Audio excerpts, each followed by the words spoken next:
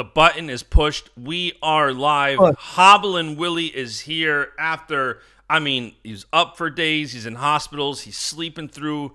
Only the brain can sleep through a day like yesterday when the world is raging over Big Ten Preseeds. And it's an exciting day because Big 12 brackets came out at like 8 or 9 a.m. yesterday. Big Ten Preseeds came out at noon. Some other conferences came out, and Willie is just dead to the world. But he's back. He's alive. I'm back. What a few days. I mean, that was REF was a movie. It had all kinds of things going on, and in the end, it's me that ends up all banged up. All banged up. If I'm sure everybody saw the clips now. There's a big brawl, and just wacky. Willie and his Tims. Yeah. So the short synopsis is Arman Sarukian, who's the number one ranked guy at his weight in the UFC, was wrestling Giorgio Poulos, who's a former college wrestler. He's he goes on the internet to YouTube and stuff and tells people they can't take him down, right? Anyway, so they're wrestling, and it's chippy from the first whistle. Poulos, I think Poulos was deliberately poking the bear. And long stories, there's all kinds of cautions going on, and they're slapping each other. And when it gets over, Arman punches Poulos, and all hell breaks loose. Both corners come up. Everybody's fighting, and I'm sitting there in the first 3 seconds when the corners went. My first reaction was, I ain't doing shit. They'll separate them, and then I don't know. Time was moving really slow, and it felt like an hour, but it was only 3 seconds. And I see Izzy, and Izzy's out there, and reaction takes over, and I was like, I can't. Izzy, my dude's out there. I ain't letting my dude out there amongst 50 killers, and not that. Obviously, I'm not the biggest guy. I didn't go out there with the intentions of That's another statement. I didn't go out there with the intentions of I'm going to mess people up. But you see your buddy out there, and things are going down, and I go out there, and I'm cool, level-headed. I'm just, stop, settle down. No, don't do that. This, and that. And then it kind of calms down for a brief, about 10 seconds. And some guy, then there's another fight, and some guy tries to get back in the fight. And I'm behind him like this. And two security guards tackled him. And they half tackle him, and my foot gets caught underneath. And was there reaction time? There was no reaction time. There was reaction time, but I couldn't. My foot was stuck under there. My foot was stuck, and I knew it was bad. And I have a video that I'm not allowed to share. The guy falls on me. The guy falls on me, and I feel my ankle snap. And then the security guards pushed him. He half fell, and I heard my ankle snap. I felt my ankle snap. And then the security guards pushed him so that he was down, and couldn't get up. And I felt it snap again. And there is a video. It wasn't on the stream. There's a video where you see me just put my head down on the carpet. Because I felt the first snap, and I'm like, God. I'm like, damn it, this is bad. And then it snapped again, and I put my head down just defeated, this is a nightmare. This is going to be a nightmare. And it's a nightmare because the two guys immediately saw what was two guys immediately saw what was going on, or maybe they heard it. I don't know, but they picked me up and they brought me to the back of the back of the stage, and like the paramedics came and I don't know, are they paramedics? The people that drive an ambulance. So they take my. Oh, and by the way, when they picked me up, well, my foot was the wrong way. First of all, second of all, they picked me up and my foot was just going like this as they were carrying me, and I'm like, this is bad. This is real bad. And then they took it off. They took my shoe and my sock off, and it did not look like an ankle. It looked like I don't know what it looked like. And so long story short, Willie's got a broken ankle. He missed the show yesterday due to it. He's got an appointment in a couple hours to figure out when he's going to have surgery. But before he has surgery, yesterday, and honestly, there's a lot of news we'll get to over the past week since our last show on Thursday.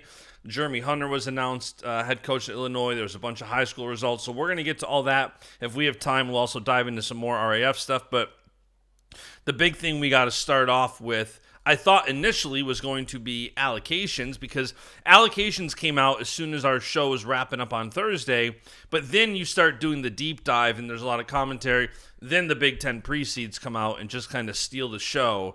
So if you live in a bubble, yesterday, Big Ten releases the Preseeds for the Big Ten tournament this weekend.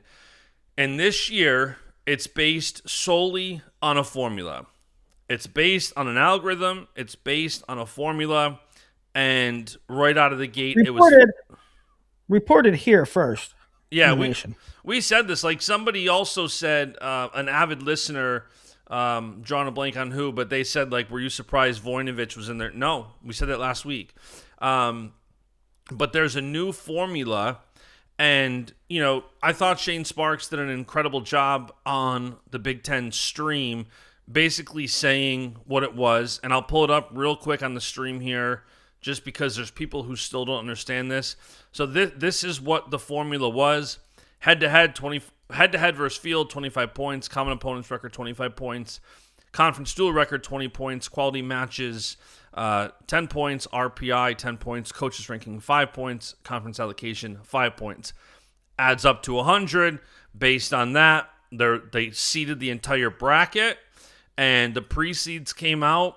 And right out of the gate, you had some people with questions on different seeds.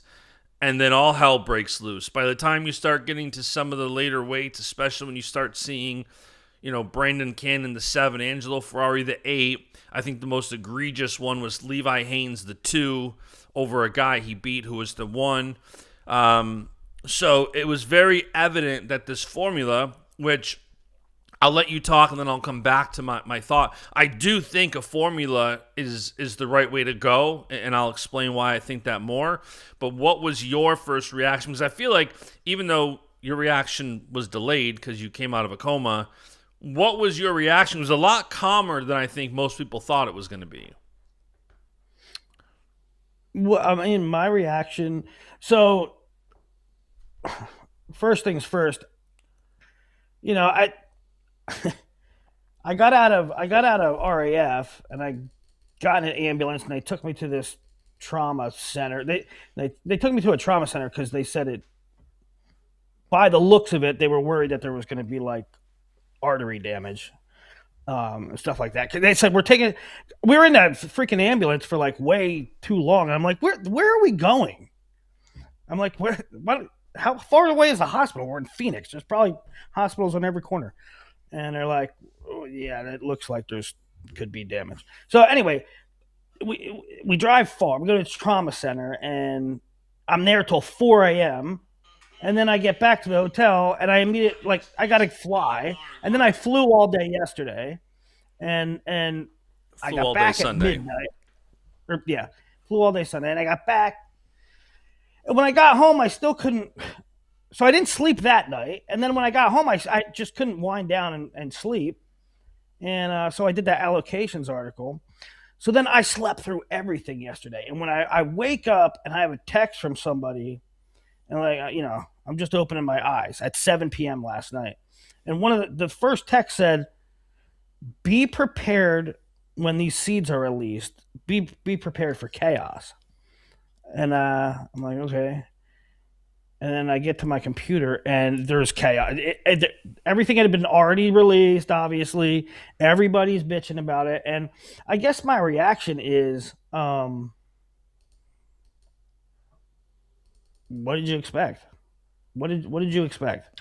It's the first year. It's the first year for a new formula. Did you expect it to come out squeaky clean? I didn't. I mean, you tell me that. Listen, I do seating almost for a living. I do a ton of seating, and if you approached me and said, "Hey, they're implementing a new seating system, and Levi Haynes is going to come out and he's going to be the 2 seed," I would say, "Yeah, sounds about right." I mean, you don't know what you're going to get. You don't know what that's going to spit out. So now, and I didn't know what they were going to spit out. Right? In no way, in no universe, like I can understand. I could foresee something as crazy as Levi being the 2 behind somebody beat. I could not, because of just formula and math and that stuff. I could not see, like, in my wildest imagination, I did not think that Angelo Ferrari would be the 8. But upon, you go and you review this stuff, and especially for the Iowa guys, like a Brandon Cannon, so take all the Iowa guys, the 5 that didn't allocate. You take a Brandon Cannon who missed the final month of the season. So you look at the criteria. They're not going to have a coach's rank because they haven't wrestled in the last month. They're not going to have an RPI because they didn't have 15 matches. They're not going to allocate. So there's like 6 criteria or 7 criteria. They're missing 3 of them. So you have 100% of the points available. These guys that miss those buckets, they're starting out with 65, 75% of the total to begin with, right off the top. Can't even get it. And so, yeah, it kind of does. It kind of makes sense. I mean, it's not surprising when you consider that they didn't check like 3 boxes. So I have a little bit of, I don't know what you call it, not love hate with it, not on one. You guys have to decide. You guys have to decide what you want. You can't ask for an objective formula and then bitch when the math doesn't come out the way you want the math to come out. And you can't complain about a subjective formula where somebody like me seeds it and you're saying, well, that's one guy's opinion, or there's inherent biases, or there's this and there's that. Pick your poison. Pick what you want. I mean, to me, there always has to be a human element. Nobody's gonna ever. It's really tough to come up with a objective formula where it's complete math and not have a Brandon Cannon lower than he should be, and not have an Angelo Ferrari lower than he should be. They missed a significant portion of the season. So you either go with what would I have had? What would Christian Piles have had? What would Jason Bryant have had? What would Earl Smith have had? They wouldn't have had Brandon Cannon, whatever he is, 7. They wouldn't have had Angelo Ferrari 8. They would have said, okay, he missed a portion of the season. We're going to dock him this, or like We certainly wouldn't have had him lower than he is. So, if you're going to have, you cannot have a totally formula. It can't be that way. It will never work. Well, here's why I agree. For all the people out there that are saying, for all the people that are out there saying, well, it's because they didn't test the formula. Well, it's because they just didn't come up with the right formula. Come up with whatever formula you want. Come up with whatever formula you want. Really dig into it. Really, really tighten the screws and get in there, and you find out what the best formula is. All right? And then what happens when Kyle Snyder shows up to the Big Ten tournament with a 6-0 record? Account for that. Because he ain't going to work. There's always some kind of crazy shit. And if you don't know what I mean, Kyle Snyder once didn't wrestle the first semester, came back in mid-January, had a handful of matches, and they were like, what the hell are we going to do with him? Because technically, he doesn't deserve a high seed. But realistically, the dude won the Olympics. Right? So you're never going to account for it. There's no formula on earth that's going to account for every scenario. Can I stop you until, because you're just burying yourself a hole for my argument? Mm-hmm. All right. So the sponsor of this show, we don't talk about them a lot. They're a company called Covalent. They have a product called ClaimScore.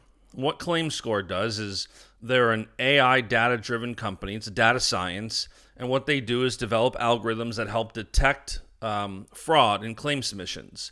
So as tens and tens of millions of claims come in, ClaimScore scores them in real time based on their formula. This is likely fraud because of X, Y, and Z.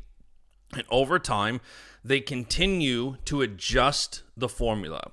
I do think, and I started this off saying, I do think a formula is the right approach. But when you have a formula and where you have so many nuances like this, you have to take more of a data science approach. You have to have what's called QA. You have to have what's called QC, quality assurance, quality control. You can't inherently say, well, this formula sucks and they'll never get it right. Well, what if we can get it 95% of the way there? What if we can get it 98% of the way there? What this formula spit out and how far it could advance by very simple quality assurance and saying, you know what, this formula, now that we see the data, WrestleStat gave us all the data. By the way, WrestleStat taking way too many shots. All WrestleStat did was provide the data. This wasn't WrestleStat. Yeah, WrestleStat did not create this formula. WrestleStat simply, in Big Ten Network, gave them some shine when they put this out and people blamed them. All WrestleStat did, they're an amazing resource that had the data. So WrestleStat takes all the data, takes all their math, and they math and say, here you go. Here's the answer based on your formula. Now, they should have done some QA and QC right out of the bat and said, you know what? This formula, it looks like we gave some things, and Kozak alluded to this when him and Piles were reacting to the seeds, and the weight was wrong in certain spots. You're weighing this a little too heavily. You're not weighing this heavy enough. When Levi is undefeated and beats the guy who has 4 losses, that is a blatant error in the formula. That's not to say a formula can't ever get you 98% of there. ClaimScore is never going to stop. Hold on. Let me finish. ClaimScore is never going to get 100% of the fraud. That's probably the goal, but they're going to help eliminate a huge majority. And if a formula continues to be revised and continues to be improved, if we got Brian Heller on here right now, former Penn State wrestler 10, 15 years ago. He's involved in Covalent and ClaimScore, a brilliant data science guy.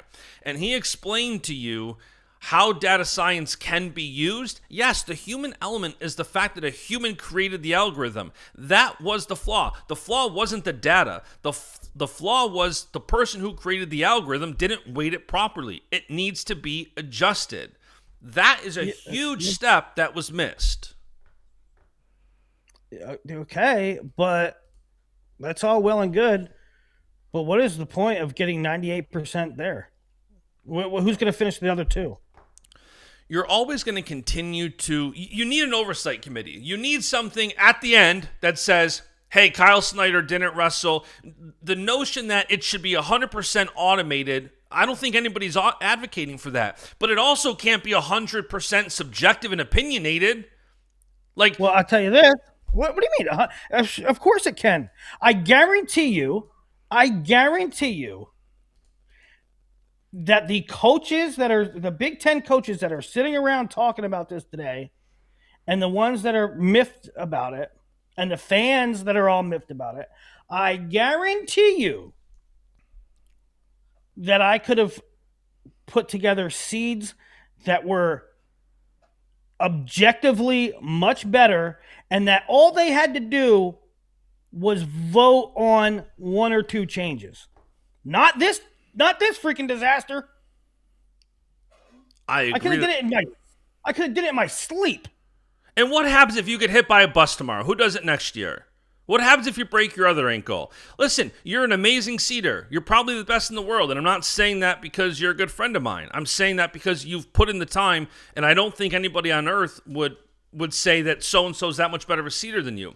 What I'm saying is, going to a transparent formula that rewards wrestling is the right direction. Yes, this first batch of data was wrong. Yes, it was incorrect. Yes, it needs to be adjusted. And yes, they should be consulting with somebody like you and say, Willie, here's the thing. You have a formula in your head, and you use logic and you use common sense. That wasn't used. If they consulted with you, if they consulted with Covalent and said, hey, Covalent, you're a data science company. What do you think we can do to make this right? They'd analyze the data and say, here's the weak points. Here's where you're wrong. And that's where they would continue to improve it. I don't think we need to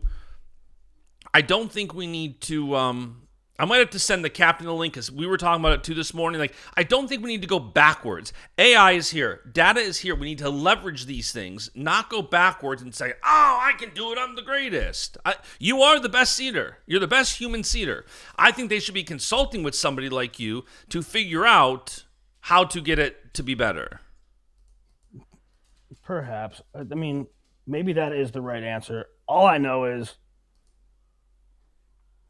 I could have delivered it in a gift basket, delivered it on a silver platter, and said here. And I guarantee you, every coach would have been like, all right, hey, you know what? I think my guy's the 3, my guy's the 4. I think I have a case to be the 3. And I would say, okay, why don't you guys vote on it? And it would take 10 minutes in a coach's meeting. But instead, we got this. Now, the alternative is, what I'm saying is it's very freaking easy. I think we're like trying to invent like a skyscraper when it's just right here. What are we trying to do? It's easy. Well, I think what they're trying to do is let me tell you, you're going to rebuttal me, but let me just tell you what I think they're trying to do.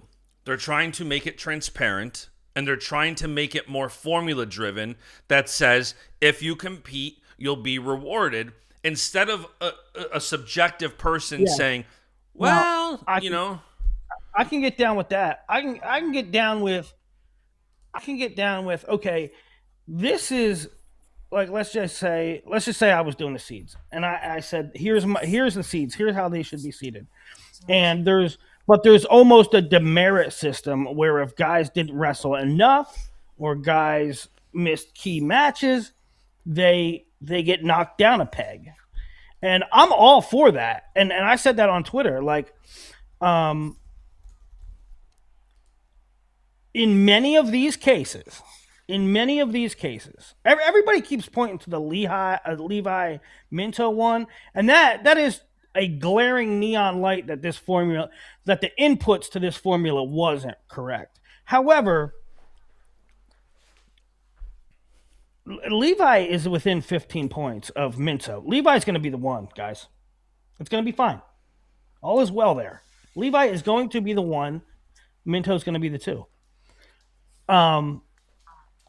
But if you want to get into a system where people are docked for not wrestling enough or not wrestling in key moments, I'm all for that. I said it on Twitter. Like, uh, a lot of these were semi-prevent. They were preventable. You take an Angelo Ferrari. Now, people are going to say, "Well, he got injured. What can you do? The guy got injured." I'll tell you what you can do. Look at Angelo Ferrari's ledger. He wrestled at national duels, right? Do you know how many matches he wrestled in the next 9 weeks? Guess how many matches he wrestled in the next 9 weeks?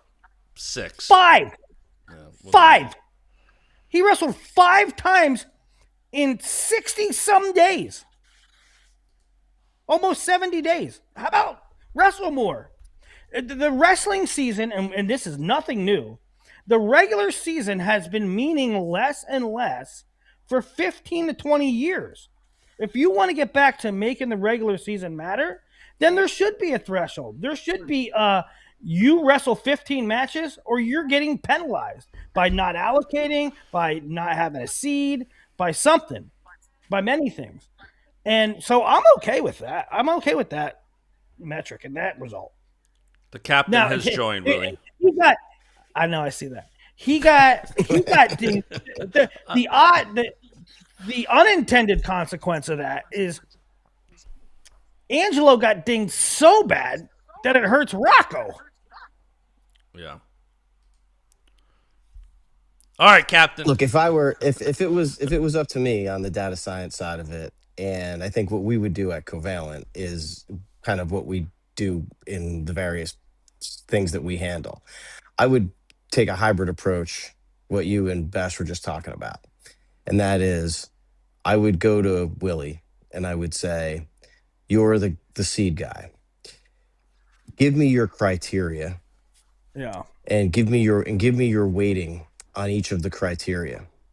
And I would then put it through, then I would take literally seconds because it's 400 people, right? We do 10 million claims a day that we're looking at on, probably 200 different data input categories. So this is relatively simple data science.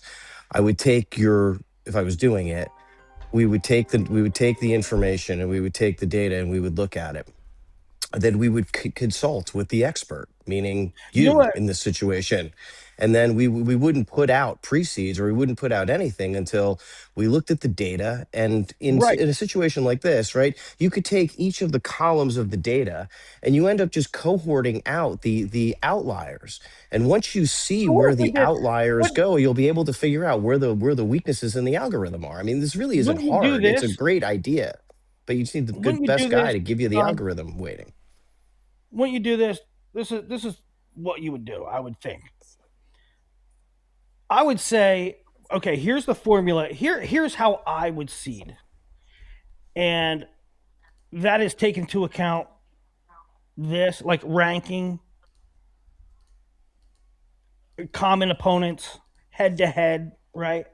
And let's say maybe You you would give us the criteria. You would give us the in my criteria. let's say in my formula, in my perfect world formula, to encourage competition, I would say, if Brandon Cannon was hurt and unable to wrestle against Antrell Taylor, he loses, I don't know, 5 points, right? Every conference starter you miss, you lose like 5 points. I don't know, whatever it might be. But then we get a product, right? Then you run the data, you get a product, and if it comes out whack, you adjust the formula. Oh, maybe 5 points was Mhm. too much. Oh, maybe 5 points was too little. And then you adjust that and you run the data again, Correct. right? Until it gets to Correct. a viable product. You need whenever you do this to begin with, like, if we had the data now of each of the columns, right? My guys could go run the data and you would sit there and say, okay. And I think Kozak had a really good point. He said, a couple of these categories sort of overlap each other. I think it's unintentional, but there are aspects of the categories that overlap each other that if you looked at the outliers, you'd see that, well, wait a second. So somebody's got, I'm making this up, right? Like 30 points total between number of matches wrestled and wrestling against competition. And what that does is it skews the algorithm in a way that makes head to head less relevant than it probably should be. Right. And that's how you would do this. You would sit there and you would look at it and you'd say, look, we're not going to make decisions based on one-off criteria. You're going to create an algorithmic formula that molds all of the criteria in a way that weights it properly. And then you would take it and you would you would run the data, you'd QA, QC it, we'd have then look, this is what we do, right? We then talk to the expert and say, this is what you're looking at, because at the end result, what in Covalent, what we say is it doesn't matter which side of the equation hires us. We are objective data science people who try to get to the truth and get it right.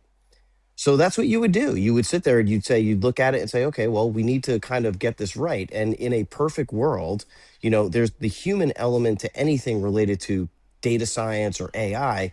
The human element's required. You have to have a human brain involved in telling you exactly what criteria you want to use and what weight you want to, put to each of those criteria. But you see people, and this is where you fall into the trap.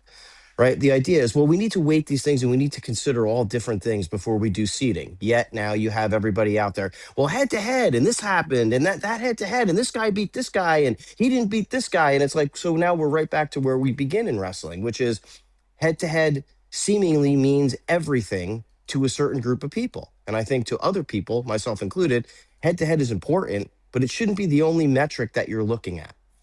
Right. And it may be the metric that you weight the heaviest, but it shouldn't be the only metric that determines a seeding criteria or a series of seeds. And I think in what I've seen on Twitter and what I've listened to the last day and a half, it seems that a lot of people are coming out saying, well, he beat him head to head, so he shouldn't be seated over him.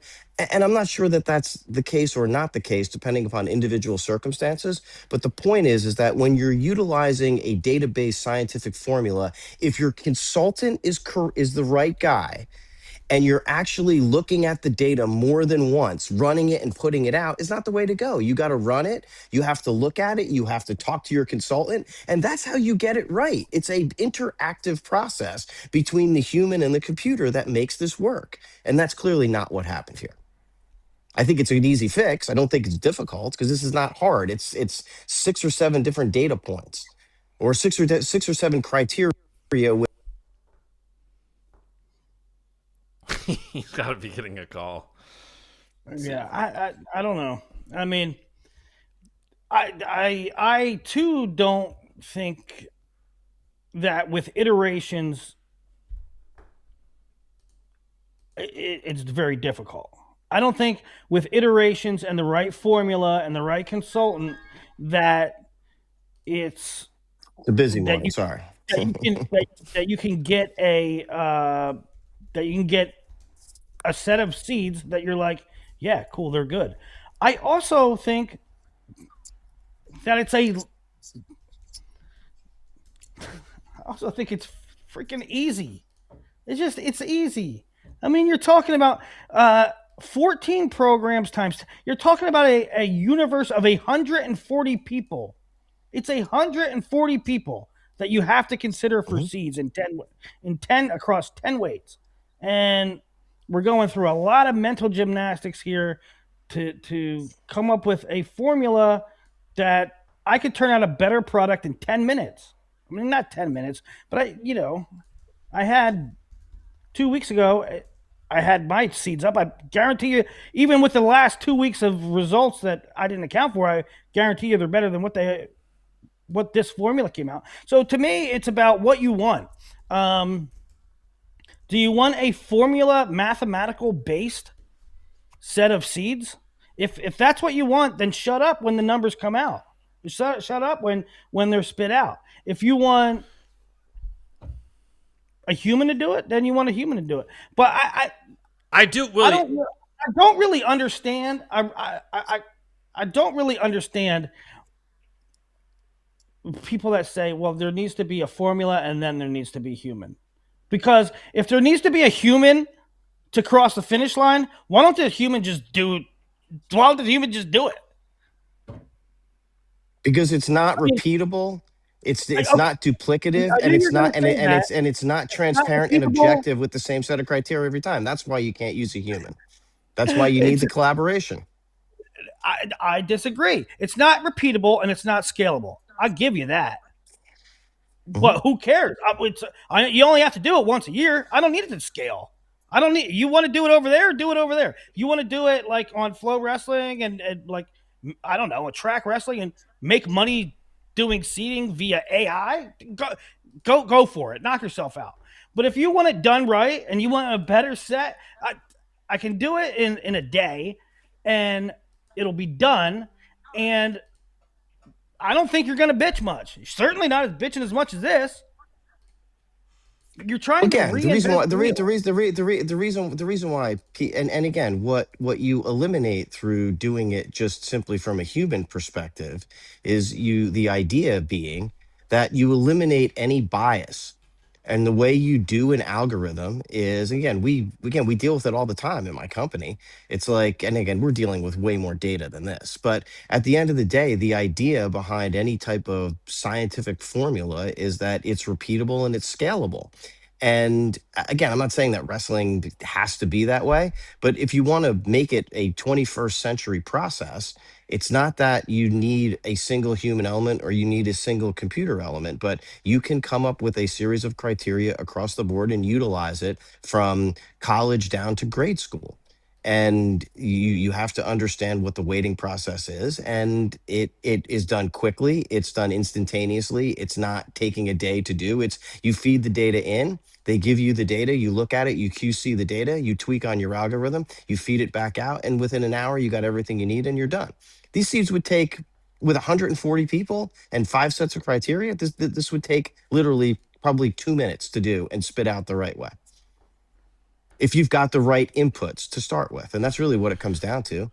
Willie, I'll also say I do think too one thing that's kind of being lost in this is there is a transition when you go from when humans are just doing it, you're seeding it based on what kind of happened. And I think you kind of alluded to this earlier, this formula is also trying to work towards rewarding more wrestling. And I think the humans approach is more reactive to what just happened. A formula based solution is more, hey, this is how we're going to do it. You need to wrestle more. You need to wrestle more than 5 times in 62 days. I do think is that aspect of trying to unify it so that moving forward, there is more of a clear expectation on the season versus wrestling these gamesmanship schedules or wrestling these load management schedules. And, there are nuances to work in. Like if Illinois' schedule isn't as strong one year and you got somebody like Lucas Bird kind of a victim of that, like there are nuances to it, but I like the idea of the algorithm. I like the idea of the transparency. I like the idea of having more of an expectation heading into the season. Hey, we need to wrestle our guys. And there's more than one way to approach that, but I do think this helps that.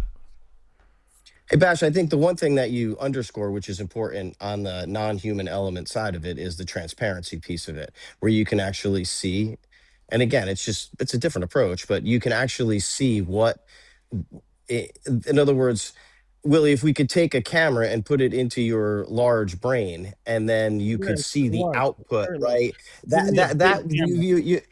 you would huge, but at the end of the day, you'd still look at it. It wouldn't be like the Meta sunglasses. You need something way more powerful and bigger than that. But I think that if in a perfect world, if you could do that and you see kind of what you're considering, even on the nuance level, that's, I think, good. And that's again one of the things that we do at Covalent, or one of the things that we came out with where nobody was doing, was we're just very transparent with what we do and what our algorithm does and how it looks. And it, as a result of that, it gains a lot more credibility than someone else coming in saying, well, this is kind of just the way I thought about it. Like you could actually see the optics of it, like you could do it. And again, if this is a problem that we were asked to tackle, the first call that I would make would be, well, first thing I would say is, well, we can't do this because we're experts in mass tort and class action litigation. I'm not a seeding wrestling expert. If you want us to do the data science, hire me the best consultant that you can find. Okay, well, go to Willie Saylor. Great. So we go to Willie and say, all right, listen, dump your seeding brain and everything that you do to me and my data science team. We would then take all of that stuff and put it into a platform, and then you just simply do the inputs, or the data gets loaded in and then it comes out. It's actually pretty fascinating. I mean, when we started Covalent, Heller was the data science guy. I was the legal guy that just said, I'll dump 20 years of class action experience on my brain to you and a group of people, and can you create a product that does this? Right. And you would do the same thing. Like, can you create a seeding product for me that does this? And the data science people would say, sure, give us all the criteria and everything else. And then we call it, brain software version 1.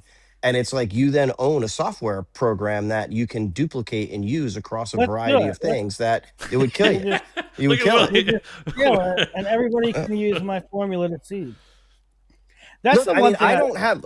Look, Heller and I have talked about it. I don't think that we should have a serious conversation about it, because I'm virtually certain that we can create the software for you based on your criteria. And all you're going to end up doing then is you'll be the consultant on the front end, and you'll look at the QA and say, change this, tweak this, do this. And then it comes out like, wow, here's everything transparent, and here you go. Done. Episode 373. We are starting our own seeding software, and look, I mean, you do a lot of it, so I'm sure there's a need in the marketplace for it, because if it becomes the definitive thing, you just use it, and you have a lot more time on your hands to, I don't know, do things like break your ankle, as opposed to using pen and paper. You can go brawl with MMA guys all day long. Hey, I for real, you talked me into it. I for real want to do it now. All right, good. That's it. All right. See you guys. Have a great day. Right. I'm out of here. So, Willie, call me later when you're done. All right. I'll talk to you guys later. All right. So that's done. I'm glad he hopped on to talk data science a little bit, because I do think that his expertise in it shines a bit more light on the mindset and approach versus just pointing out the flaws. So I think we just spent, a half hour or so talking data science and algorithms. Yeah, we got really, really nerdy. Let's actually go through the seeds. How about that? Yeah, I was also one question before we go through the seeds, and just a show note. So Willie and I are probably going to do a conference preview show like Thursday. So we're going to go through what the seeds came out as, and we'll talk about the seeds. But this isn't going to be our preview. We'll do a preview in a couple of days. So just a little clarification on that. Now, also, Willie, one of the biggest questions that seems like you might have an answer to, there's a lot of people, Cal, I put out a clip yesterday of Cal talking about this. And Cal said, we don't even have the points to know what we can challenge yet. The coaches should have got the points instantly. Cal said, well, hold on. This was yesterday right away. This was like 2:00. So it was right after they might have got it later, whatever. But have you seen the points to know who's going to be able to challenge and what likely can move and what likely couldn't? No comment. Okay, so Willie's likely seen it if he knows, because I'll tell you this, I don't have it. It would be great if they put those out. I think, number one, again, speaking of transparency, that's part of the reason you want to do this. Number two, if you're going to release these pre-seeds on Monday, and just for clarification, people can change people can change their wrestler until Thursday, and coaches on Friday can challenge. It ain't like the seeding meeting is today. We're going to have these pre-seeds as they are, as we're about to describe, until Friday, which makes it hard to preview for sure. Yeah, but and who knows if we even get the seeds before the brackets are drawn. I mean, they're going to have a challenge meeting Friday, right? After that challenge meeting, are they going to release updated seeds? Or are we just going to wake up and they're going to weigh in and we're going to have brackets and you're going to be like, oh, this guy changed to this. Yeah. Right? And I agree. I wish the numbers and this is one thing that got me on Twitter with people talking about that, because you keep seeing this phrase, they really screwed Levi, they really screwed this guy, they really screwed that guy. Whoa. There was not a human involved in this. There was not There was not a seeding committee. Nobody said, let's seed Spencer Moore too. They didn't say that. They just put the input in. So you can say that the algorithm, you can say that the formula is messed up. You can't say anybody screwed anybody. Okay? I mean, I think you know that, but it needs to be clarified. Nobody screwed anybody. So, in saying that, why not just put out the numbers? Hey, this is just math. This might not be great this year, but here's our inputs and here's our output. So everybody can see it to say, hey, you know what? You should tweak this, and that this should be 25 points instead of 20. This should be 20 points instead of 25. Things like that. And to me, it's not. This is not a bubble that the Big Ten lives in. I don't think people should be taking shots at the Big Ten either, because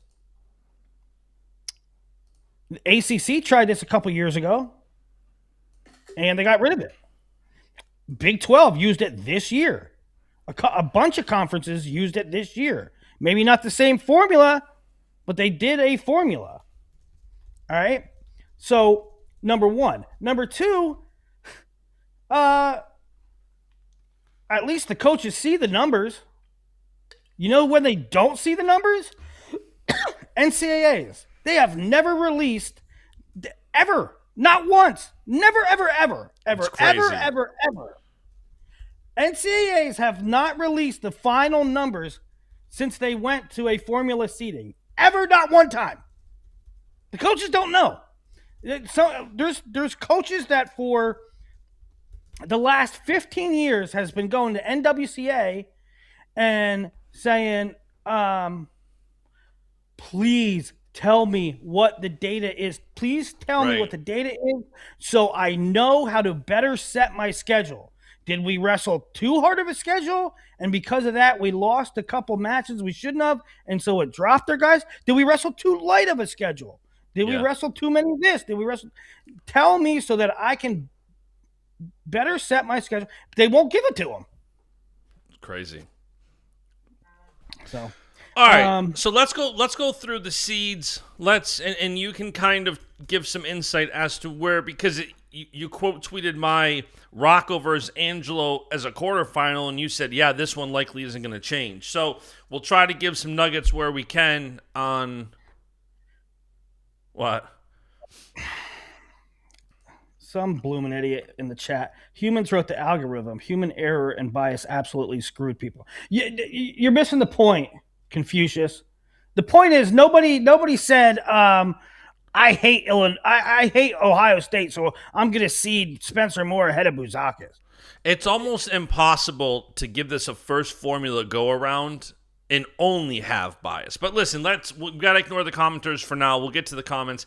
Let's go through these seeds because we're 48 minutes in, and we had a fun data science segment. Don and I both got to nerd out for a little bit. Let's talk Big Ten preseeds. So here we go. 125, Luke Lillidahl. Yay. We're off to a hot start. And then, oh no, number 2, Spencer Moore. How the hell did Spencer Moore get the 2 seed in front of number 3, Nick Bouzakis? Number 4, Jake Moran. 5, Jory Volk. 6, Aiden Smith. 7, Nico Aguilar. 8, Dean Peterson. Dean Peterson's seed at the Big Tens might be lower than his rank. What's funny is his WrestleStat rank is actually 8. 8 in the country, maybe. Not correct. 8 in the country. Sorry, I was just drawing the parallel there. Yeah. So Dean got dinged because he had 14 matches instead of 15, and there in and of itself lies a problem. Like, I don't understand how Iowa. I mean, this is a thing that goes beyond seeding. I don't understand how Iowa has so many problems getting their guys to the finish line. Dean Peterson only needed one more match. Also, the crazy thing here, too, is Spencer Moore with 6 losses with 6 losses, getting a seed above a 1 loss. Crazy. And that's something I scratch my head about, because you can understand Dean getting the 8 with this formula. Doesn't have an RPI, doesn't have this and that. You can understand Dean dropping a bunch. Maybe not the 8, but you can understand him dropping a bunch. What you can't understand is how the hell Spencer Moore, deemed in any formula the second best wrestler at 125. I know. Now, that will be changed. Buzakis, well, I say that will be changed, but Buzakis is going to go the 2 seed. That will happen. They're within 15 points. Buzakis is going to be the 2. That will move Spencer Moore to the 3. And then even then you go, is Spencer Moore the 3? Is Spencer Moore if I would do the seeds, would Spencer Moore be my 3? Probably not. But so it doesn't really affect that semi Spencer Moore, Nick Buzakis, because 2-3 is sort of immaterial. But what it does do is affect the quarter. But here's another twist: Peterson's going to go ahead of Nikolar. I'm almost certain of it. Well, I shouldn't say that. They are within 15 points, so that is challengeable. So the story at 125 is there's a lot of flux in those quarters. Yeah. It could be Spencer Moore, Dean. It could be Spencer Moore, Nikolar. No, it won't be that. It'll be Buzakis will be the 2. Buzakis will be the 2, and with a chance of Peterson the 7. And that's the story at 125. 133.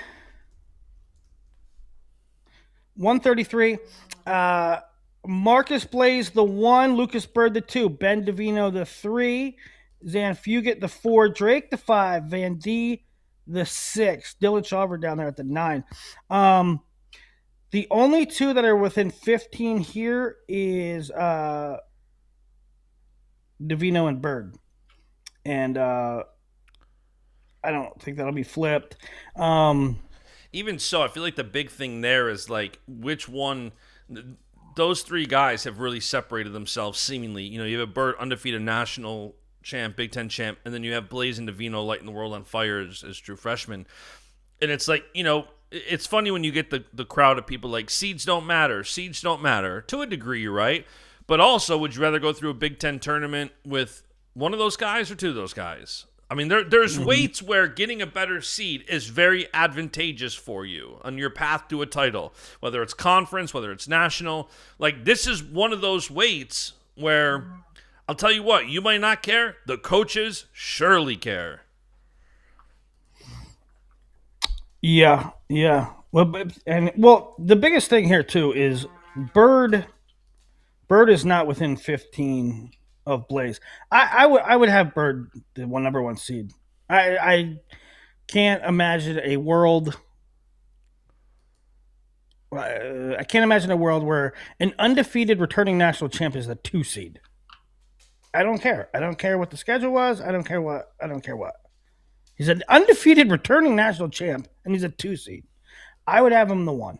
I guess it just depends on how much you want to give weight to last season. I don't really have a strong opinion too much one way or another when it comes to that, but it is worth a discussion of how much weight should we give to last season. I don't think you're wrong. It's just how much weight should we give it? It's an important question to answer. Didn't Kale say he thinks Bird should be the 1? That was taken out of context. He was talking about Minto the 1 when you had. He was kind of rattling all of Levi's criteria off. Like, you have the returning national champ who's undefeated with a head-to-head win over the number 2 guy. So he was talking about Messenbrink, and I think he was referring less to last year's criteria, more so of just this seems so black and white. Yeah. All right, that's 133. 141. Mendez, Hardy, Von Bauer, Nasir, Ragusan. So Ragusan, Clark, Davis, DeCraker. Olivieri the 10. Olivieri ranked 6 in the country, 10 in this formula. And I actually don't know why. Did Olivieri He missed didn't wrestle. a lot? He didn't wrestle for like a month. Whether it was injuries or breaking team rules, I heard multiple conflicting stories. But I mean, he only wrestled 15 matches, the same as Dean Peterson. Yeah, but hold on. He didn't wrestle. Who cares if he only wrestled 15 matches? 15 is a magic number. No, I understand. I'm just saying he missed from an RPI. Get your coaches, get you allocated. What's wrong with 15? Unless I'm missing something. Why the hell? I'm wondering. So can I ask a question that you might scoff at, but it could be an answer to that? He did not wrestle attached from December 7th to February 16th. The only date within those 2.5 months or 2+ months he wrestled was the Bloomsburg Open, and I believe it was unattached. I'm not sure if it matters, but if he's 11-0 attached, I don't know if that's part of it. Well, hold on here, guys. Let's look at Rockfin and see. I'll tell you if it matters. I don't think it matters. I'll tell you if it matters, because if he allocated, he had 15 matches. 8 of them were at Bloomsburg Open and Keystone Classic. I don't care. He allocated. So here's everybody in the chat and you are saying he only wrestled 15 matches. He wrestled a bunch of weak opponents. He didn't wrestle this. He didn't wrestle that. It doesn't matter, guys. In this formula, all that matters is what boxes are checked. He allocated. That's points. He has a coach's rank. He should not be. Him being a 10 is very dubious. By the way, I'm not advocating for it. I'm just trying to logic through it when you look at the schedule. That's all. You look at Brandon Cannon. Oh, he slid to the 7 because he doesn't have this, and that. Oh, Angelo Ferrari. He slid to the 8 because he doesn't have this, and that. Joey Olivieri. He slid to the 10 because, wait, he checks all the boxes. So that's really weird. I'd love to see how they came to his number based on that formula. We need the points. We need the points. That's a real weird one. You know, if you are a true nutbag, and I said this to somebody on the Hawkeye Report at about 3 a.m. If you're a true nut, knock yourself out. You can run the numbers. All the data is available. Good luck. Cornell Kevin in the chat. No Big Ten dual matches. How about that one? Okay, now we're no Big Ten dual matches. He did not. So he didn't wrestle anybody in the field. Wow, not one. So here's who he wrestled school-wise: Gardner Webb, Bloomsburg, Navy, Central Michigan, Hofstra, Lock Haven, Virginia Tech, NC State, Davidson, Lock Haven, Columbia, Lock Haven, Bucknell, Princeton, Hofstra. So there you go. Wait, did he wrestle a single guy from the conference at all? No. Backup, anything? No. He did not wrestle a Big Ten school. Bro, that's history. That dude is the first wrestler in the history of wrestling to go through an entire... That dude is the first guy in the history of collegiate sports to go through an entire regular season and not face a conference opponent. Yeah, I mean, there you go. So that... Wow. So that solves that. Okay. He has 0 head-to-heads against anybody in the conference. Right, so he doesn't have... And those are the biggest ones. Yeah. Record against conference opponents, conference dual meet record, and head-to-heads versus the field. He missed the 3 biggest boxes. Yeah. I knew he didn't wrestle a lot of Big Ten, but I didn't realize he didn't wrestle none. None. So that solves that. That solves that mystery. Still, he's ranked 10th and is ranked 6th in the country, but seeded 10th. All right, so Mendez will stay the same. Hardy will stay the same. Von Bauer will stay the same. Bailey will stay the same. Ragusin will actually stay the same. Braden Davis is going to move to the 6. And here's why. Davis is within 15 points. And he beat a guy that Clark lost to. And I think that guy was DeCraker. He majored to Craker. And didn't DeCraker beat Clark? DeCraker beat Clark 5-1. There you go. That's why they call me the Brain. Davis is going to the 6. Book it. Book it. So that means instead of Hardy in the quarters, Davis would have Von Bauer, which is interesting, significant.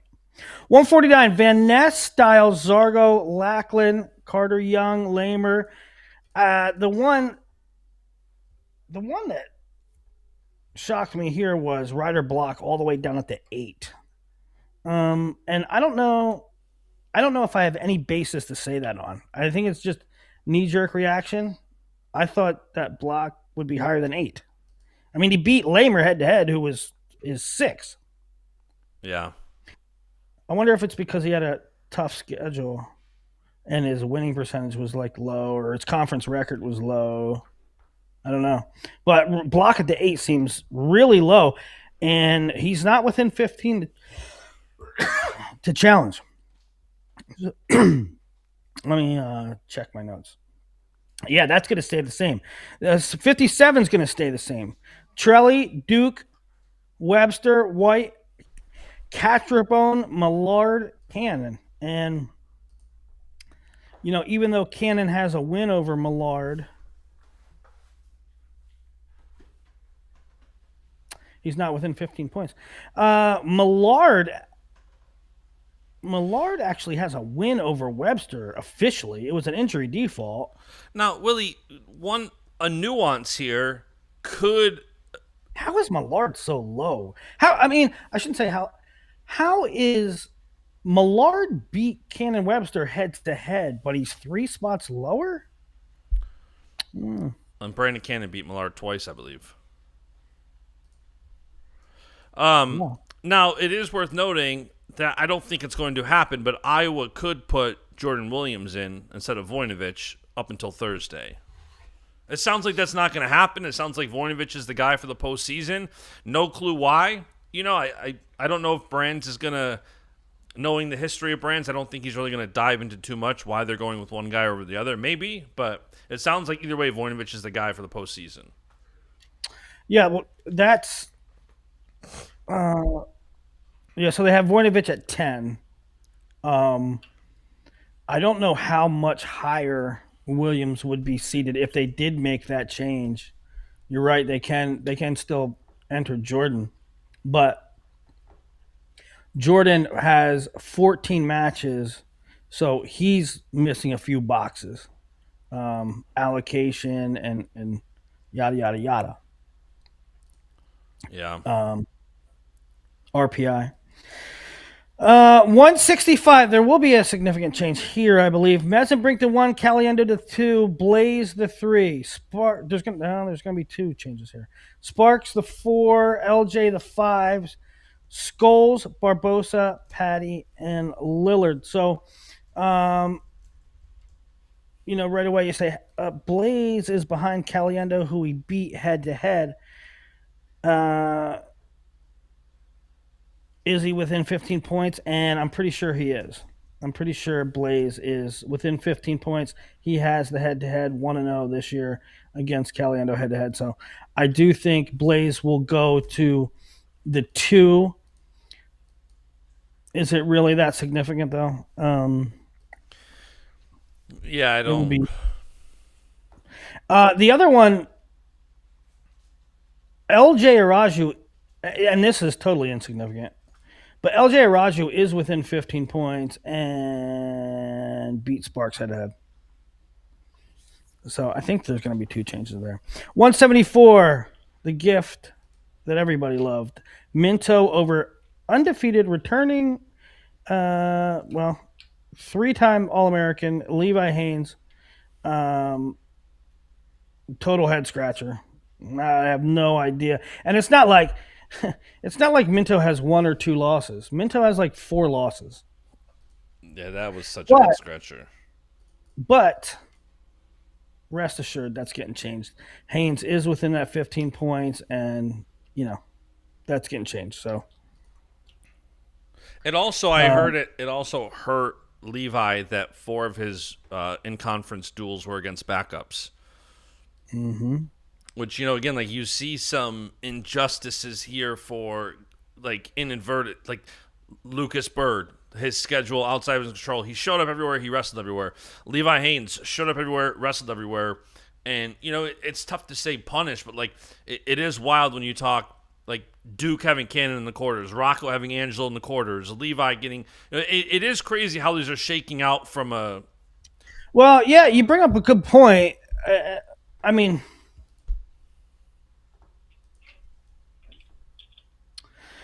so I railed against guys sitting out conference duels.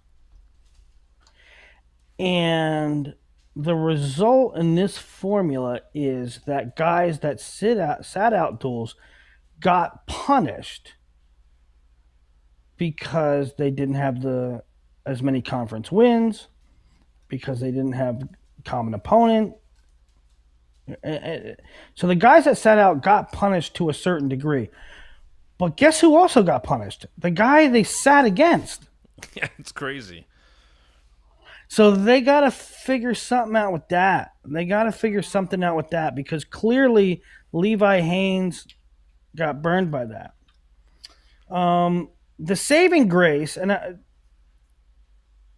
the formula is the formula, and the formula was wrong here. But the saving grace is that Levi will get the right seed. Kennedy will be the 3. Minto and Kennedy will be the 3.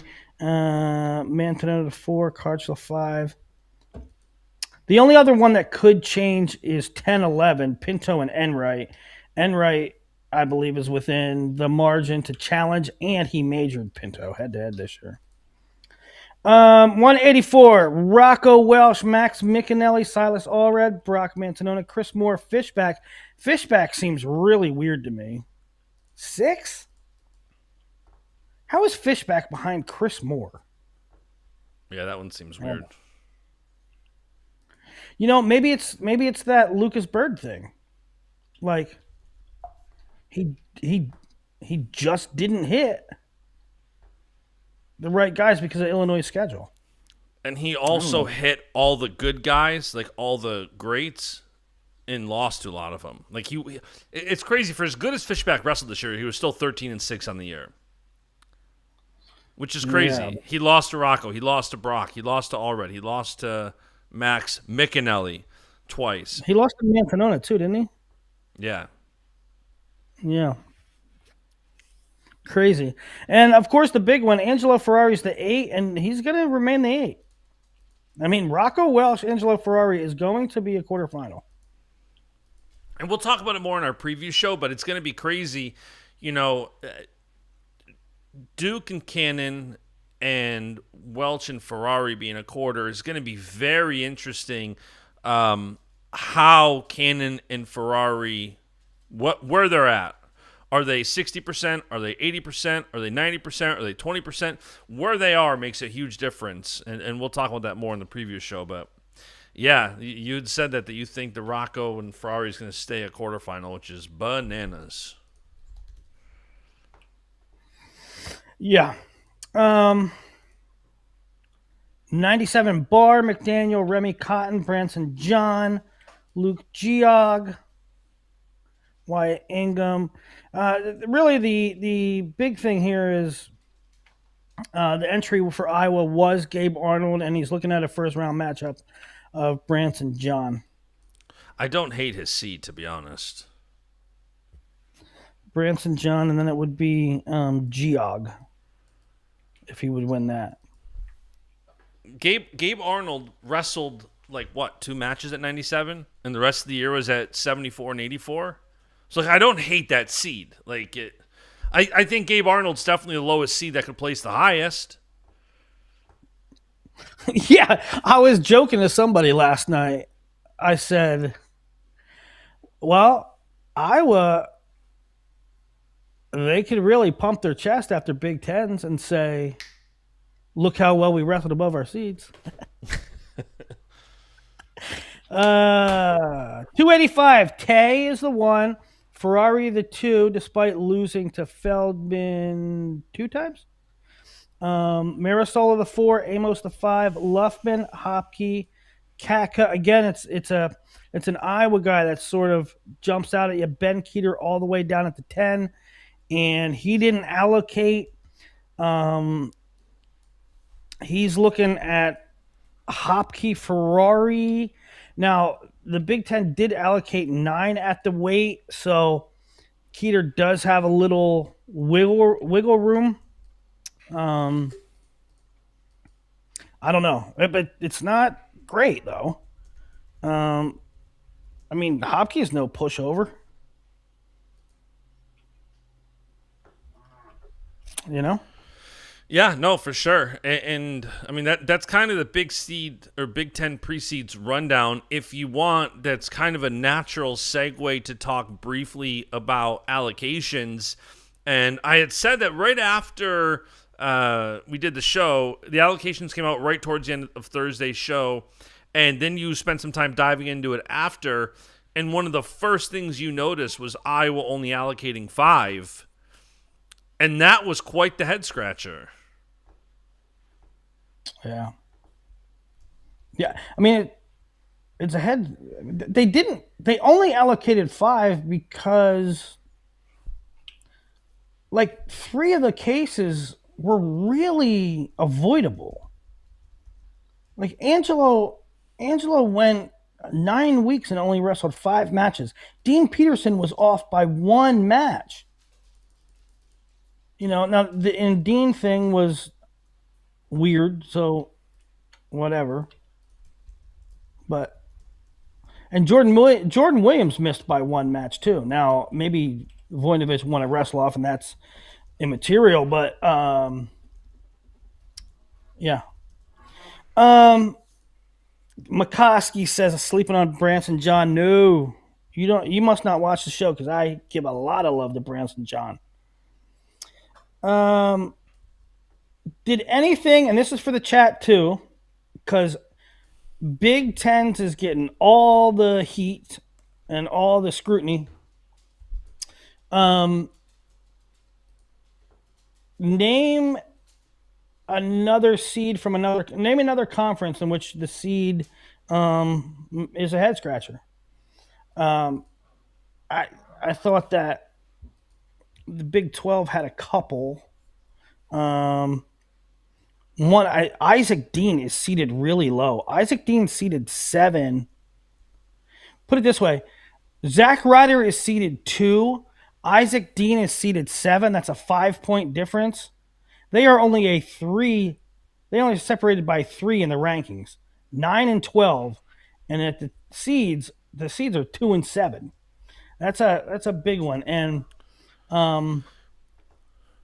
I think Oklahoma State's sort of a heavy favorite in people's minds. What'd you make of 157? If things broke a certain way, remember in like Crystal Ball and many people's projections, Iowa State, Oklahoma State, really close 3, 4, 5.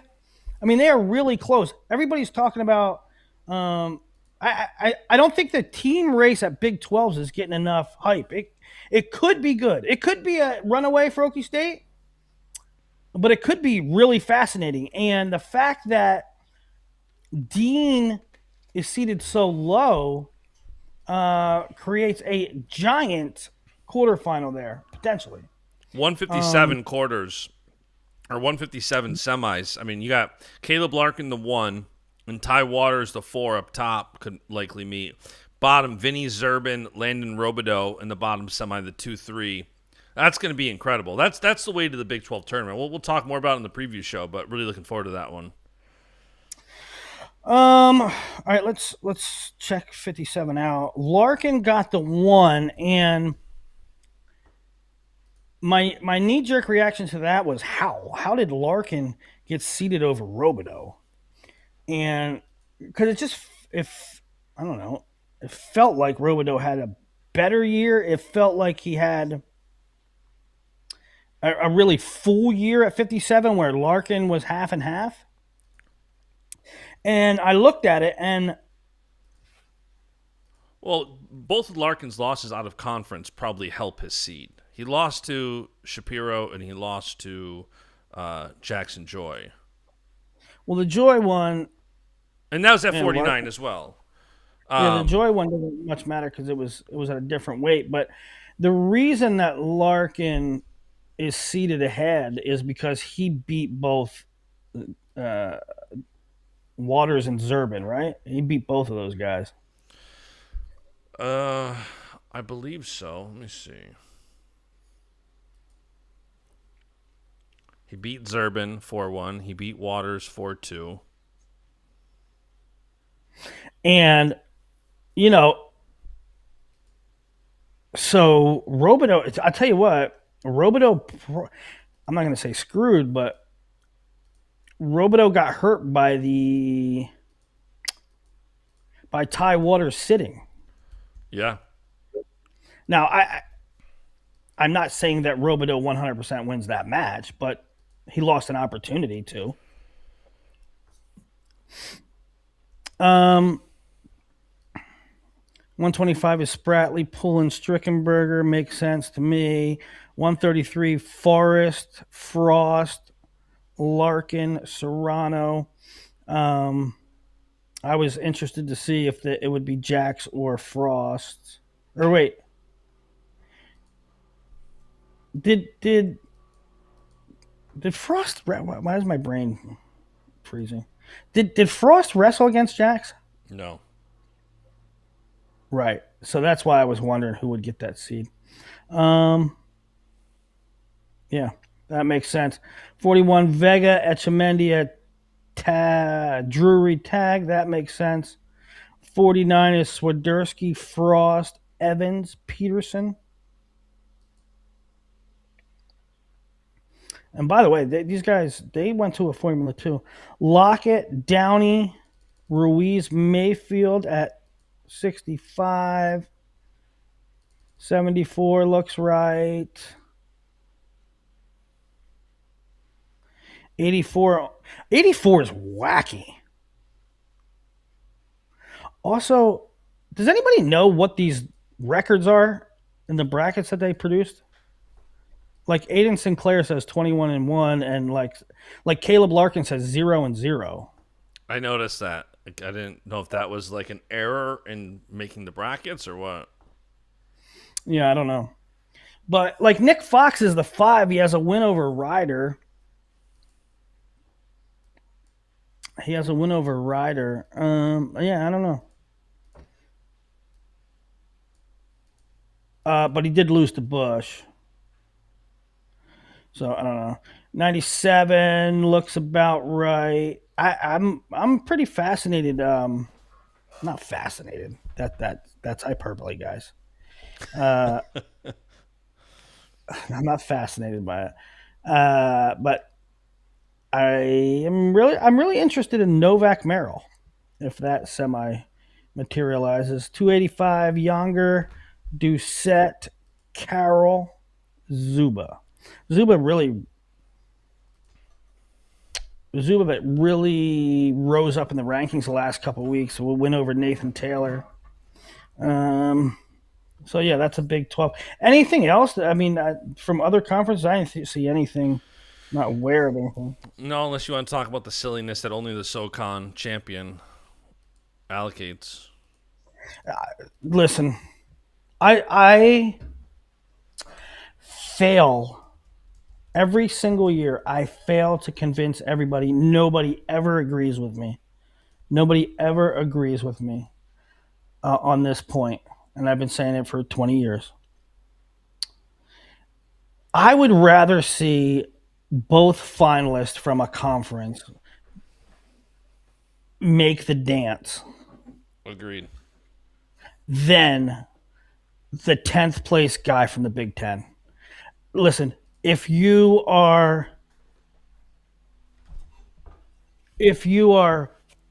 2-5 at the Big Tens, what are we doing? What are we doing? But this guy loses in the finals of the SoCon. How about you're the number one seed and you're 24-4 on the year at SoCons and you get tripped up in a semi. You ain't going. You ain't going because the 9th placer at 197 in the Big Tens is going. You can tell me till you're blue in the face. Yeah, but that guy that's 9th at the Big Tens, he's better than the 2nd place guy at the SoCons. He's better. Okay, fine. But this is a trials process. This is a get to the dance and then get on the podium process. And you just lost to multiple people. Yeah, but he's better. He's not good enough. Do you realize that the 8 people in front of him, all the guys he lost to, they're going to be in the same bracket NCAAs? He doesn't have a chance. Stop it. Number one. Number two, I don't care if he's better. I'm for more participation. I'm for more representation from other programs. I don't care if what do I care? Why do you care if you're well, we got 9 guys going to NCAAs. Let's pick a school. I don't know. Nebraska. Oh, yeah, our guy took 9th, and so we got 9 guys going. Yeah, I would rather see Gardner Webb have 4 going instead of 2. Because your 9th place guy, that's a nice little stat for you. But your 9th place guy ain't going to do shit at the tournament. I'd rather see Gardner Webb have an additional qualifier. I'd rather see Davidson have an additional qualifier. I lose this. I agree. Nobody ever agrees. Listen, Bash agrees with you? Yeah, I agree. I 100% agree. Taking the 9th, 10th, 11th guy, albeit I understand tough conference, but I agree with you there. All right, Willie, a couple other nuggets we can dive into and talk about before we let go of the people and start our internal preview so we can preview the conference championships in a couple of days. 2 things. One, I want to talk about Jeremy Hunter. I believe just after our show ended, Illinois put out a thing last week. Illinois announced that Jeremy Hunter, who has been a coach with the program, is taking over. Poeta officially out. Jeremy Hunter is officially in as Illinois' next head coach. Yeah, and really, really weird situation. You know, the story was, I reported it here, and then it was widely confirmed and circulated that the issue was that Poeta spent university funds on gear that he wasn't allowed to purchase. Is it a big deal? Is it not a big deal? Is there Nike contracts involved? Was it a one-time thing? Did he do it more than once? Was he told not to do it and he did it again? I don't know. Those are things that are mentioned, discussed.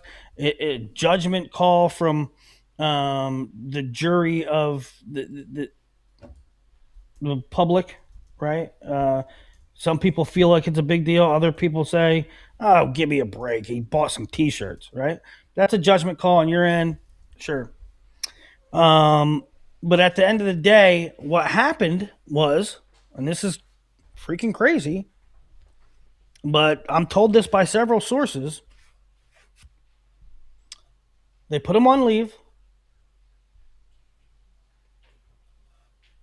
They had a couple conversations. He got a lawyer. He actually got the same lawyer that Pat Fitzgerald did when Pat Fitzgerald, he was the head football coach in Northwestern. But he got the same lawyer.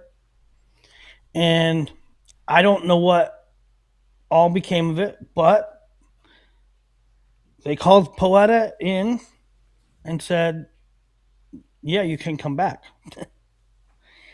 And Poeta said, okay, but I have some conditions.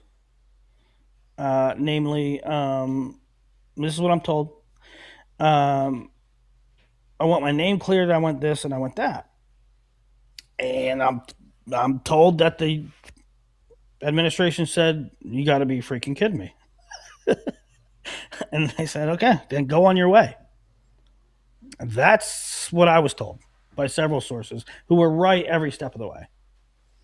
And so, I don't know. So then another kind of twist, turn I didn't see coming was that they named Jeremy Hunter head coach. Not interim, not temporary, not acting, head coach. And surprising for a couple of, surprising in and of itself that, okay, it's Jeremy. Not that he doesn't deserve it, but it's news, right? And that they didn't open it up to the public. I am a huge Jeremy Hunter fan. I like him. I think he does wonders with the lightweights. He's kind of on the quiet side. I wonder. I don't take this the wrong way. I don't know what he's like in the living room. I don't know what he's like on the recruiting trail. And when I say that, that doesn't mean he's bad. That means I don't know. So we'll find out if they continue to recruit well. Then I guess he's fine. But I like it. He's a fabric of that program. He's been there forever. Their success at the lightweights has been unbelievable. From I don't know, Jason Bryant's in the chat. Rattle off some guys. Was Ott there? Was he there when Ott was there? Jesse Delgado, Lucas Bird. Illinois has been really good at the lightweights for they've produced some good guys at the lightweights for a long time. So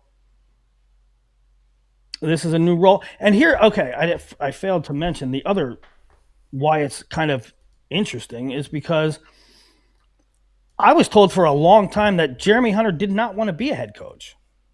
And now he is. So, yeah, it's a little surprising, but I hope he has a whole heck of a lot of success. For sure. All right, Willie, one other thing I want to talk about before we go here is I think over the last couple of years, the more time we spend together and talk about things, the more I seemingly follow high school wrestling more and more. I also think the storylines are bigger than ever. I think the wrestlers are better than ever. It's more and more interesting.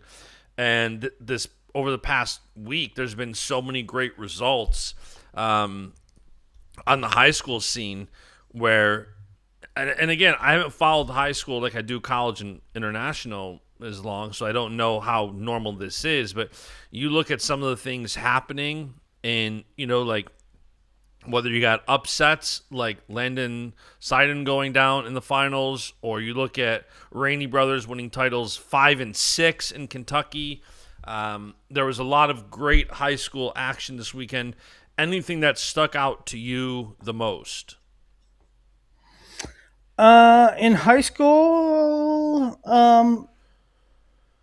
well, Mateo Gallegos, a kid in PA who's only a sophomore, and I really, really think the world of him. He's one of my favorite prospects in the younger grades, and he was last year when he was a freshman. Um, to beat Landon Seiden is that was the biggest surprise to me. As I said, I love the kid. I love the talent. I think he's the truth. I just didn't realize he was that prime time yet. And they could You meet know? again next week, right? Or this week, actually. Yep. So that was a good one. One that stuck out to me was a really great California State final. Rockland Zinkin takes out Sammy Sanchez. I believe that's the 2 and 4 in the country. And you talk about the one going down, and then that was Sammy Sanchez's first collegiate loss. Another great win for Rockland Zinkin. Oklahoma State commit. California State finals always deliver, but that was an awesome one when you have 2 versus 4 in the country to determine essentially the new number 1 in the country as the state final there. Yeah, and Sammy had Aslikian, a Michigan commit, in the semis, and he won a close one over Aslikian. And then in the finals, I mean, that might be, you got Hare and Bassett. I mean, I think I'm gonna do an article on like the top 10 state brackets this year. Jersey and California will have the bulk of them, and Pennsylvania have a few. Ohio have a few, but I would say Zink and Sanchez to me was one of the most premier state finals of the year. Hare Bassett this weekend, by the way. That PA State starts Thursday. That is a likely final that going to take place Saturday at 4. Those two, I put out the graphic yesterday. Hare is 164 straight wins. Bassett's 166 straight wins. 330 combined straight wins between the two. That's unbelievable. Between the two-time... That is incredible. It's wild. Two-time PIA state champs, one going for number 3. So that's to look out for. Rainey Brothers... Both Super 32 champs. Yeah. So that's an incredible one. Rainey Brothers make history in Kentucky was another big one. Getting titles 5 and 6. 6 state titles. They're the second and third ever to get, I believe, 5 titles in Kentucky. Getting 6, that's the first time that's ever happened. That's just bananas. Yeah, but I mean, it's a coronation. I mean, and listen, I love the Raineys. I am the conductor of the high school wrestling train. I don't know that there's anybody that has ever loved high school wrestling as much as I do. However, the state tournaments are like, with the number of classes there are and how good some of these kids are nowadays. I mean, I go through them and there's 0 surprises. I am surprised this much. There's almost nothing that happens that I'm surprised about. So, like, I'm not downplaying the accomplishment, but, like, who the hell is going to touch the Rainey Brothers in high school? I get it. Like, was it Will Soto who just went down in the New York State semis? He was going to become a 3-time state champ. He goes down. Like, you still have these results where a guy going for number 3, number 4 go down. I get what you're saying. I know it's not the same thing. I'm just saying you still have these upsets. Soto lost earlier this year to a kid that was unranked. Yeah. Any other high school results that stuck out to you this weekend? Well, I'm in the midst of... Those were some of the big ones for me. Those ones were the graphic-worthy ones. I'm in the midst of doing rankings right now. Um, I don't know. I don't know off the top of my head if there were any other upsets. Uh, there was 2 results in pound for pound. Zinkin beat Sanchez. Seiden. Yeah, I guess that's it. As far as pound for pound. All right, so I'm sure Willie will put out some more state content this week. Also, go to rockfin.com/Mad Scouts. Check out his article, who allocated and who needs to steal. I always appreciate looking at that one. It's all broken down by conference. That's a great article. Let me just put that in the chat real quick. It's a good quick reference to see who has to steal, and like a guy like Ben Keeter has to steal. Okay, well, he probably will. A guy like Dean Peterson technically has to steal. Well, okay, he will. But it shows you the threshold. You get a good visual on the threshold, because it's not maybe it's not so much that you worry about Dean Peterson, but then you look who's he going to steal, and then who has to be put on the bubble because Dean Peterson steals. So that's why I always like to put together. I think for the fans, it's a good, and for myself, it's like, okay, Dean Peterson is going to steal. Now who's in trouble? Yeah, for sure. So go look at that article, and I'll be honest, so since Willie's not going to Big Tens or NCAAs, and I was already having an issue, as it's well documented, getting a press credential for NCAAs, I'm staying home for both of them. So the good news, Elder Brad in chat, I do not know when SoCon seeds drop. TJ Veretti beat Israel Board. Yep, that was the other graphic I had. Now that won his fourth state title, I blanked on that one. Yeah, that was had a graphic for that. Beat him 4-1. I am kind of Cornell commit. I am kind of looking forward. Don't get me wrong. I am super, super bummed. Well, I'm super bummed that my ankle hurts and I can't walk, and it's a pain in the ass to do everything. But I'm super bummed I can't go to NCAAs. The NCAAs in Cleveland is awesome. It's a great town. The venue is perfectly positioned to have a blast. And so I'm really bummed. You miss a lot. You miss a lot not being there on the floor, getting the insight from coaches so you can report accurately and getting the details. There is nothing like that access and information, and so you can report correctly. However,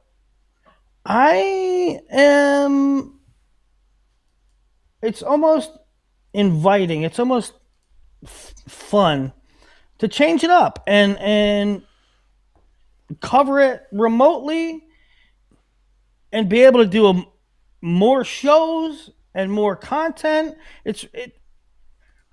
You think being there,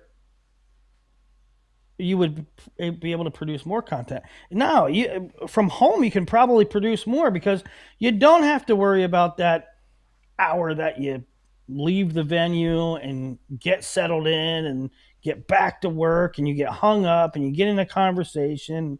No, you fire up the computer, you fire up the set, you do a post-round show, you crunch some numbers, you have little factoids, and I don't know. I'm really bummed, especially with Big Ten's being at the Bryce Jordan Center this year. I really wanted to go. But, an NCAA is we had some cool things in the works that are now going to still be in the works, but for something else.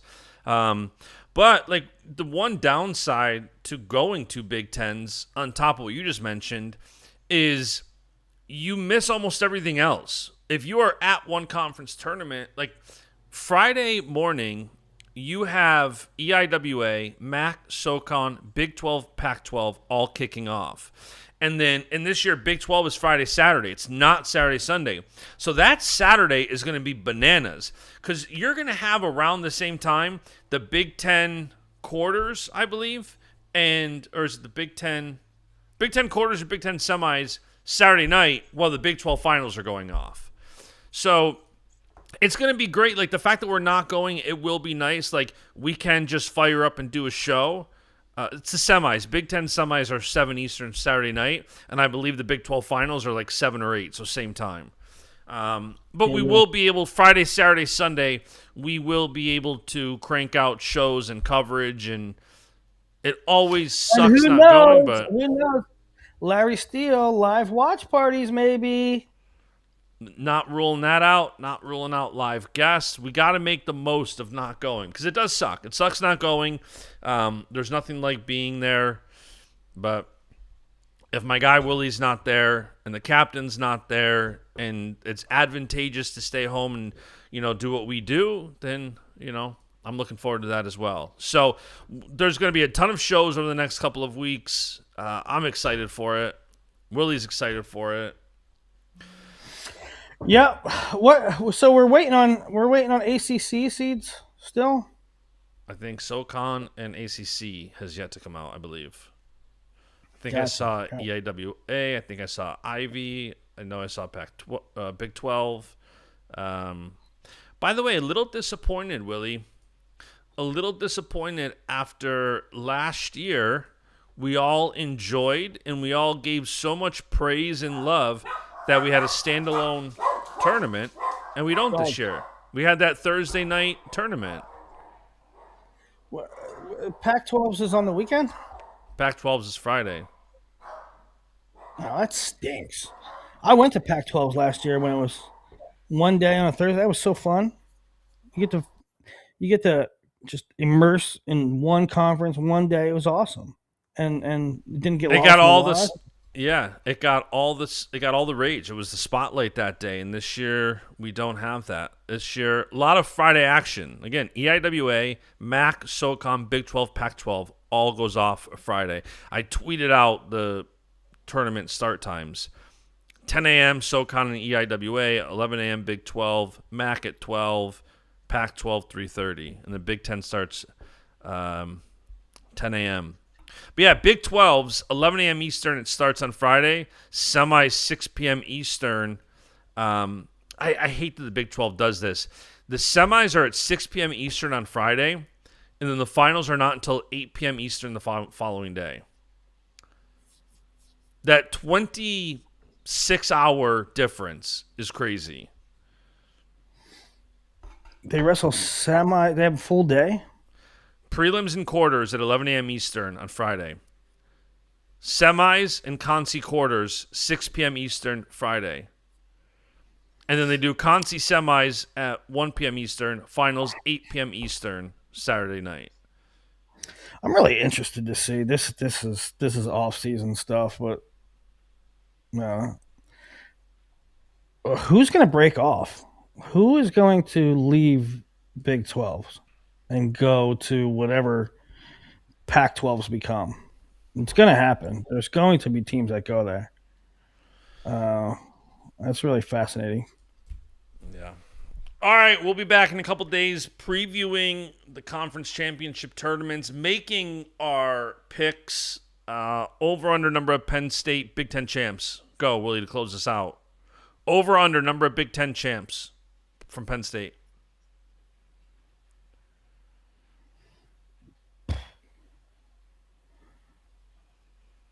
7. Oof. 6. What are the 6 two or numbers 7. you're between? 6, 7. All right, that's the I'll show. say- Subscribe. Thanks Oh wait, for tuning in. over under. So let's do over under 6.5. All right. Over under 6.5. We'll have the answer on the preview show. Willie's got to get to the orthopedic specialist. Yeah, Go I mean, Bills. do you really need time to think about it? We gotta get them to come back for some reason. Let them hear. All right. Let me hear them. Let them hear me say over on Thursday. All right, that's a show. Go Bills. Bill.